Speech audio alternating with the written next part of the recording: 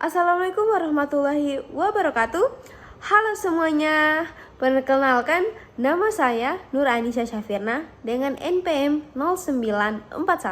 094124111063. Dalam video ini, saya akan membahas tentang sejarah, kedudukan, dan fungsi bahasa Indonesia. Semoga video kali ini dapat bermanfaat bagi kalian yang menonton ya.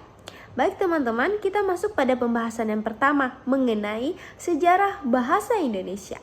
Bahasa Indonesia berasal dari bahasa Melayu yang sejak dahulu digunakan sebagai bahasa pergaulan di Nusantara. Bahasa ini dipilih sebagai dasar bahasa Indonesia karena memiliki kosakata yang sederhana dan mudah dipahami oleh berbagai suku di Indonesia. Nah, perjalanan bahasa Indonesia sebagai bahasa resmi dimulai pada peristiwa bersejarah Sumpah Pemuda pada tanggal 28 Oktober 1928. Pada saat itu, para pemuda dari berbagai daerah menyatakan bahwa kami, putra dan putri Indonesia, mengaku bertumpah darah yang satu, tanah air Indonesia. Yang kedua, kami putra dan putri Indonesia mengaku berbangsa yang satu, bangsa Indonesia. Dan yang ketiga, kami putra dan putri Indonesia menjunjung bahasa persatuan, bahasa Indonesia. Nah, dari ikrar ini menegaskan bahwa bahasa Indonesia menjadi simbol persatuan bangsa. Kemudian setelah Indonesia merdeka, bahasa Indonesia secara resmi ditetapkan sebagai bahasa negara dalam Undang-Undang Dasar 1945 pasal 36 yang menyatakan bahwa bahasa negara ialah bahasa Indonesia.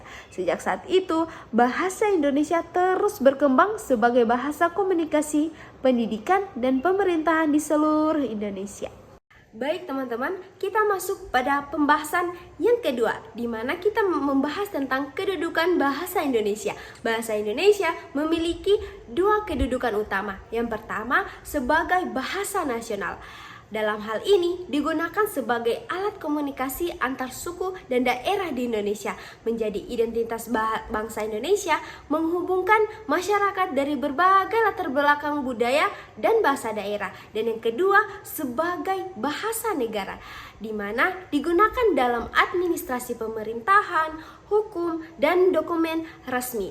Digunakan dalam pendidikan sebagai bahasa pengantar di sekolah dan universitas, dan juga digunakan dalam komunikasi resmi antar instansi negara. Dan kita masuk pada pembahasan yang terakhir mengenai fungsi bahasa Indonesia, di mana bahasa Indonesia memiliki berbagai fungsi penting, diantaranya yang pertama sebagai alat komunikasi, di mana dapat mempermudah interaksi antar masyarakat Indonesia dari berbagai daerah.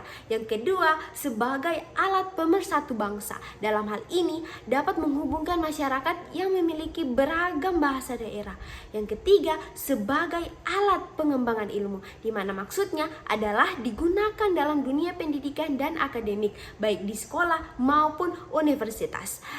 Dan juga digunakan dalam publikasi ilmiah dan penelitian. Dan yang keempat, sebagai bahasa resmi dalam administrasi negara, di mana digunakan dalam dokumen pemerintahan, hukum, dan kebijakan negara, dipakai dalam acara resmi kenegaraan.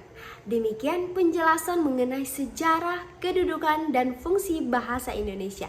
Bahasa Indonesia bukan hanya alat komunikasi, tetapi juga identitas dan pemersatu bangsa. Mari kita lestarikan dan gunakan bahasa Indonesia dengan baik dan benar. Terima kasih telah menonton. Jangan lupa like, share, dan subscribe jika kalian suka video ini. Sampai jumpa di video berikutnya. Bye-bye.